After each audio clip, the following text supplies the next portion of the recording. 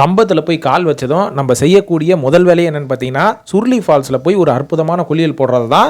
இந்த குளியலை முடிச்சதுக்கு அப்புறம் ஒரு நல்ல வறுத்த மீன் சாப்பிடணும் அப்படின்னு ஆசைப்பட்டு அங்கேயே ஒரு சூப்பரான கடை இருந்தது. இந்த கடையை பற்றிய வீடியோவை நான் அடுத்த பதிவில் போடுறேன்.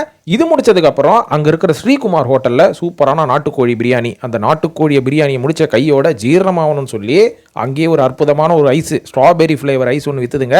கேமரி அப்படின்ற ஒரு பிராண்ட்ல இருந்து அதை வாங்கி உள்ள தள்ள ஆரம்பிச்சேன். அதை தள்ளதுக்கு அப்புறம் தான் ஒரு சின்ன சாட்டிஸ்ஃபேக்ஷனு. ஐஸ்கிரீம் சாப்பிடும் போது அதில் ஏகப்பட்ட சுகர் இருக்கு. இது வந்து நம்மளோட வெயிட் கெயினுக்கு உதவுமா? வெயிட் கெயின் ஆனால் அதுக்கப்புறம் ஒபிசிட்டி வந்துடும்ல, அதெல்லாம் தப்பு இல்லை அப்படின்ற மாதிரி கேட்டிங்கன்னா, ஜீரணத்துக்கு ஒரு 2 ஸ்கூப்போ ஒரு 3 ஸ்கூப்போ நீங்கள் சாப்பிட்றது தப்பு இல்லை. அந்த ஸ்கூப்போட அளவு எவ்வளோ பெருசு இருக்கு, அது குழம்பு கரண்டி மாதிரி இருக்குதா இல்லை சோத்து கரண்டி மாதிரி இருக்கா, டீஸ்பூன் லெவலில் இருக்கா அப்படின்றத நீங்கள் தான் டிசைட் பண்ணிக்கணும். அதனால் ஐஸ்கிரீம் சாப்பிட்றத அவாய்ட் பண்ணணும் அப்படின்ற அவசியம் எதுவுமே கிடையாது.